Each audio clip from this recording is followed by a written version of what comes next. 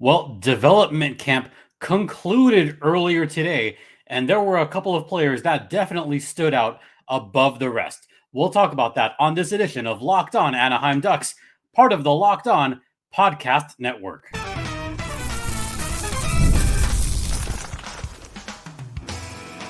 You're Locked On Ducks, your daily podcast on the Anaheim Ducks, part of the Locked On Podcast Network, your team every day. Yeah, welcome to Locked On Anaheim Ducks, part of the Locked On Podcast Network. I'm your host, Jason JD Hernandez. I've been covering hockey for well over a decade, minor league hockey for about that long, and today's episode is brought to you by Game Time. Download the Game Time app, create an account, and use code LOCKEDONNHL for $20 off your first purchase. Terms apply. So it's the end of development camp week, and this is also the same week that the schedule came out, free agency. So a lot was happening this week, and we still have more shows this week. We still have more shows in the can, and we're going to get to all of that. But this episode is specifically going to be about development camp, and I'm going to switch around the episodes a little bit because Dev Camp just finished. It was all week at Great Park Ice at Irvine. And you know what? There was a good crowd for Friday for that last scrimmage between Team Niedermeyer and Team Getzlaf. Yeah, you had all those guys show up. It was pretty amazing. But we're going to begin by talking about the rookies that were in development camp. And there were a lot of good rookies in this one.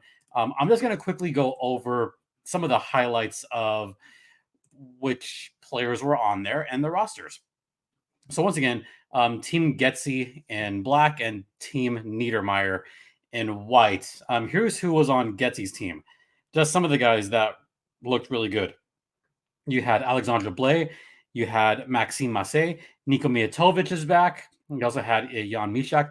Beckett Sennecke would highlight the players in Getzlaf's team, along with Stian Solberg, who I will talk about in a second. Some other players. Terrence Smith, one of the defensemen on this one, he looks pretty good. And the goalies were Butietz and Damien Clara. Then in Team Niedermeyer, this team was highlighted, of course, by Cutter Gauthier. He was the highlight of that team. And then you also had Lucas Pettersson on this team. You had Carey Terrence on this team, a second-round pick from last season. You had, this slew of good guys. Then you had Callie Klang, who was with the goals last season. And Thomas Sukanik didn't show up. So it was really a three-goalie affair. So you had Butietz, Clara, and Klang in net. This one, I mean, look, I'm just going to say this right off the bat. Yes, there are some takeaways from development camp. And yes, there are some takeaways from the scrimmage. But I'm just going to remind you guys, this was a 3-on-3 scrimmage. It was run time, 20 minutes. And it was just like, it was like a youth league, I guess, 8U game where the horn would sound after every 40 to 45 seconds. So it kind of felt like that at times. But this is mostly for the player's development. And this is so no one is out there too long and gets tired. So I just want to get that out there. Not that I'm putting no stock in dev camp at all. I mean, there are takeaways. And I'm going to first talk about, I guess I'll start off from the top. Cutter Gauthier. Cutter Gauthier was very impressive throughout the entire day, throughout the entire week. He's been the guy. Would I say that he's been the best player by far? Look, I'm just going to keep it honest here. There was an obvious best player out there, and he was the guy with Gauthier on the back of his jersey. That's who the best player was on the ice. And I did take like quite a few notes as it's off to my right. So camera left, but I'm going to try to put it right here. There we go. So one thing I did notice big time is he does such a great job of creating space for himself. He will have patience and keep the puck and eventually break down the defense. And all of a sudden he'll find himself with about a 10-foot radius of no one around him. So creating that space for himself is key. He's always seeking the correct play too. He's not just going for the big shot. No, there was a great play in the first half where there was a stretch pass assist to Carey Terrence, who, by the way, looked really good on that line with Cutter Gauthier. There was something really good going between Gauthier and Terrence pretty much all day long. So, yeah, was he the best player on the ice? Absolutely, he was. And I had to take other notes on here. Beckett Sennecke, who I thought really picked it up in the second half, he looks very good out there. There was a post game or post scrimmage, just a little minor interview out there. And Beckett Sennecke is already going to be a great interview, and he's going to be terrific on this team. He realizes that there's already going to be a lot of pressure anyway, but he realizes that there's a lot of responsibility being a number 3 pick. He knows what the expectations probably are, and he knows that with that high pick comes a lot of hope. And Beckett Sennecke, I thought he stepped up big time as the scrimmage went on and on. A few notes on Sennecke. He's always looking up. That's key. You want your player to always be scanning and looking and being aware. And you could see this off the puck as well, where he would kind of go along the boards, but at the same time, he would try to communicate with his line mates. He would always look up. He would look at where the defense was probably going to go. So that's what I like about him. Also, great patience before making a perfect pass. I mean, I thought Gauthier had good patience.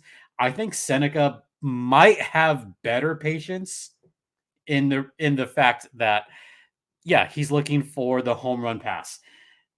So I like the little, maybe not rivalry, but towards the end of the day, you could tell that there was a little bit of a repartee between Cutter Gauthier and Beckett Sennecke, something that we love to see.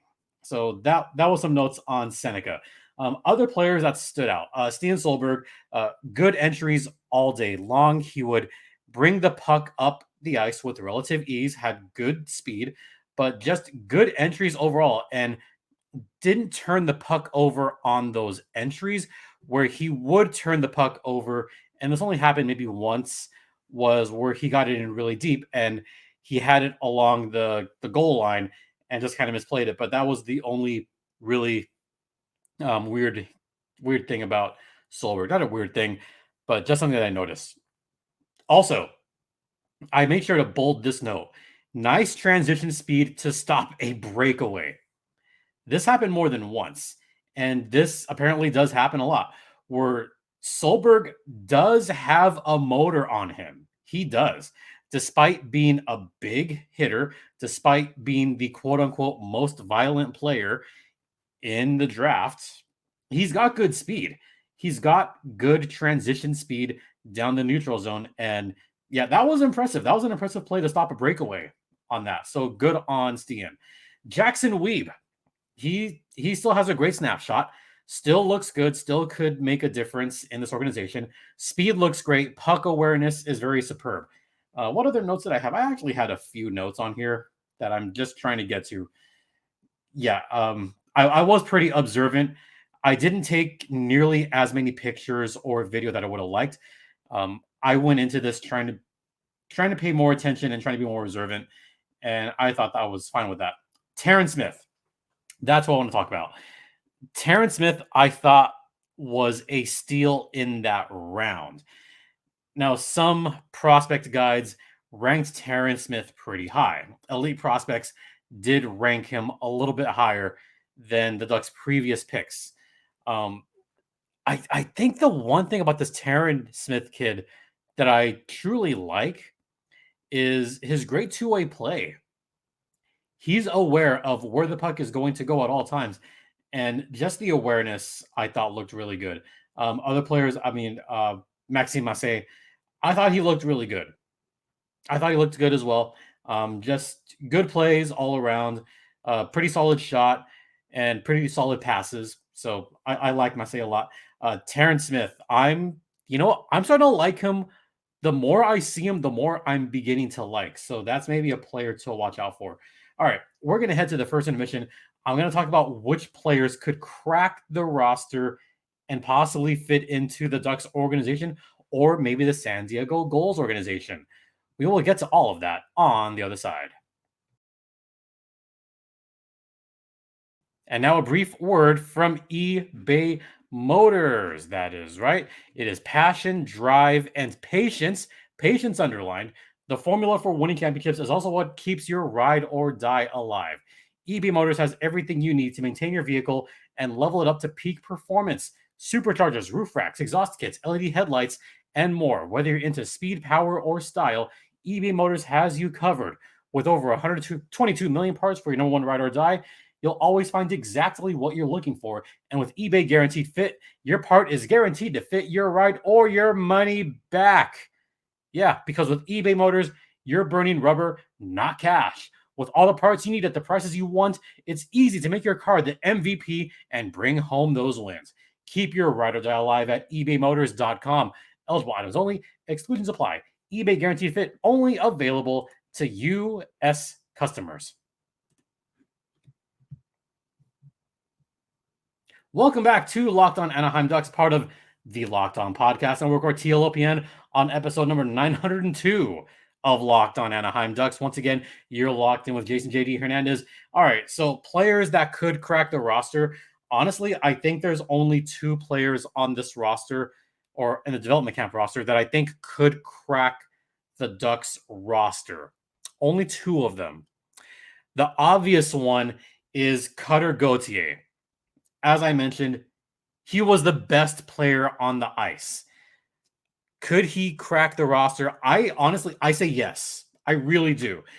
He's already got the incredible movement all around. He's got the incredible ability to make space for himself. Then again, this was against a bunch of rookies.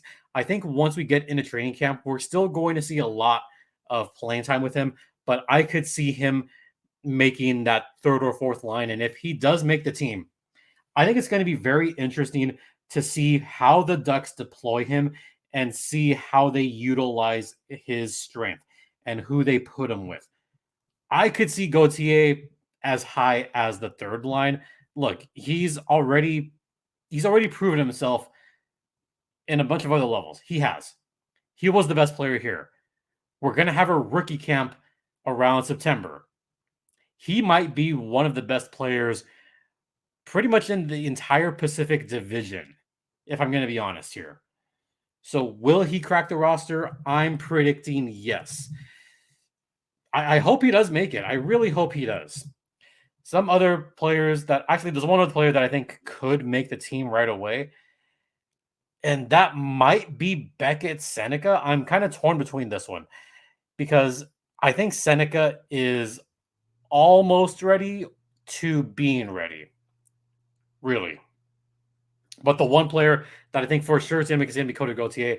But Sennecke, he could theoretically make it. The expectations are high. We know that. We already know how good of patience he has. So that's one player that I could see making it possibly if he has a good training camp. We saw that last year. There was a couple of guys that made the team outright after having a stellar training camp. So we've seen it happen with this Ducks team before. Could it happen here? Could it happen again? Who knows? Last year, I think the one player that really got everyone going was Pavel Mintyukov, who really showed what he's made of in training camp, and he wound up being a very solid player for the Ducks. So I'm going to go with Beckett Sennecke, overtaking even some of the other guys like Jansen Harkins. He could even compete with Sam Colangelo. So we'll see how that one goes. So those are the two. Now I'll look at the other players that are on this roster and where they could fit in. Actually, I'm going to go back and circle back to what I was saying before as far as depth charts and where they could fit in. Gauthier, I'm going to go fourth line. Yeah, I'm comfortable saying fourth line. Gauthier is a left winger, so he would have to overtake that spot. Yeah, this is really tough. Now, I know some spots have him on that top line. Another couple sites have him on the third line. I say line 3 or 4. That's where I'm going personally because there's just so much other talent on this team. Frank Vatrano, I think, should be obvious on that top line. He's clearly the best left winger on this Ducks team. So I'm just going to go Vetrano as that left winger top spot. After that, I mean, you have Robbie Fabry. He's going to be good. Trevor Zegras, obviously, is going to be much better now that he's not injured. Hopefully, he comes into camp fully healthy. So, yeah, third or fourth line. That's where I'm going. Okay, now the other players that I want to talk about. Jackson Weeb, I thought, looked fine. He looked fine in this one. Could be a difference maker for the San Diego Gulls once again. Stian Solberg, I don't know what the plan is exactly for Solberg. Could he make the Ducks team? It's going to be tough. What's going to happen this season? I'm still not sure. I mean, he still could be playing with the young guys for another year. I would give Solberg one more year before he really develops and gets into a good spot with the Ducks, or could play with the Gulls as a black ace later this season. That's a possibility. Oh boy, there's a couple more names that I that I want to talk about. Maxime Massé, great player, great guy from Chicoutimi, could go back to juniors this coming season, so he might not matter here. Terrence Smith, oh boy, he did play in Everett last season, showed up very well out there. Could Terrence Smith go back to juniors? He could. He is only 18 years old. I think it would be better in the long run for Terrence Smith to have one more year in juniors in WHL and have him just tear it up down there. So that's one player that I could see playing in WHL, but another black ace for the Gulls later on. In a couple of years, I could see Terrence Smith being possibly either a top defenseman in the AHL or make a difference in the NHL, but I have some pretty solid hopes for him. All right. Goalies. I'm not going to talk about goalies all too much because it's a scrimmage, 3-on-3. So goalies, I'm going to try to avoid talking about here. That's the other player I want to talk about. Carey Terrence. Carey Terrence is 19 years old currently. I think he's going to wind up playing with the San Diego Gulls sooner rather than later, and that's probably where he's going to end up. I like his game a lot. I liked the chemistry that he had with Cutter Gauthier. Carey Terrence is very speedy, very deft with his shot. AHL. That's where I'm going to go with Carey Terrence, and some players could do a lot worse. They could. But I'm excited to see some of these new guys coming into the system, especially when they come onto the Ducks, and even when they come onto San Diego. San Diego is going to be very good in a year or two. They might even make the playoffs this coming season. And I think the Ducks development team did a good job of building up guys and building up the resume and getting as strong a team as we've seen with the Gulls in a while.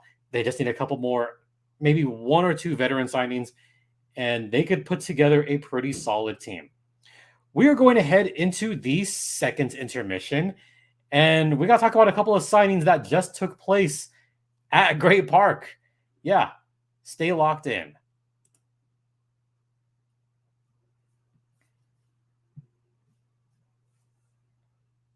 Welcome back to Locked On Anaheim Ducks, part of the Locked On Podcast Network. Once again, you are locked in with Jason JD Hernandez, and we just talked about development camp.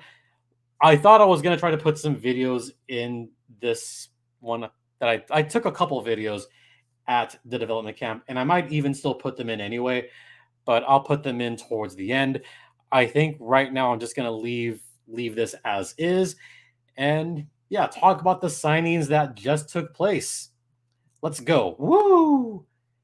Beckett Sennecke signed like right afterwards. That was great to see. Beckett Sennecke signed his ELC. That's pretty awesome for him. He signed a 3-year entry-level contract. And this was literally like not long after everything had happened.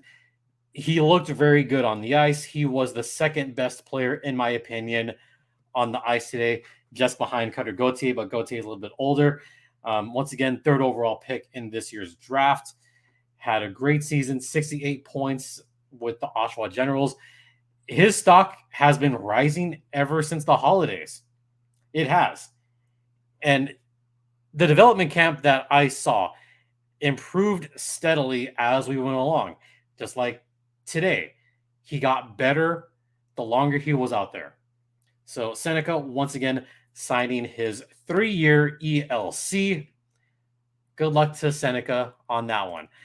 But there was another signing that took place in the same room. And this is probably one of my favorite new players. I really am excited for Stian Solberg. He also got his 3-year ELC. So exciting times in Ducksland. You got some young guys signing their contracts. When those ELCs start, we don't know yet. But he looked good on the ice. He looked composed. That might end up being one of the better late round picks that the Ducks have had in a while. And I really do believe that he is going to crack the NHL roster maybe in the next couple of years. So those are the signings once again. Congratulations to Solberg and congratulations to Sennecke on signing with the Ducks. I know the Ducks have made some signings recently. I know they've tried to do something in free agency this past week, and I'm going to devote a full episode to that actually coming up next. So that'll be the next episode talking about the lack of movement and everything going on in that regard. But there is hope. I'm an optimist here. I still believe that there's going to be a lot of hope for this Ducks team. And you know what? I may as well get this signing out because I talked about the goals just right now. But Pavel Regenda just signed a 1-year contract. So the Regenda agenda returns. Goals are going to be good. They're going to be quite good this season. Keep an eye on them.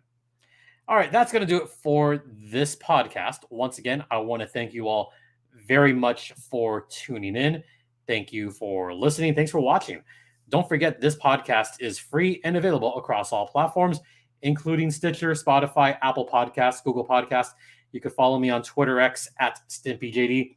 The show's Twitter X is at LO_Ducks. Or you could email me your questions at lockedonanaheimducks@gmail.com.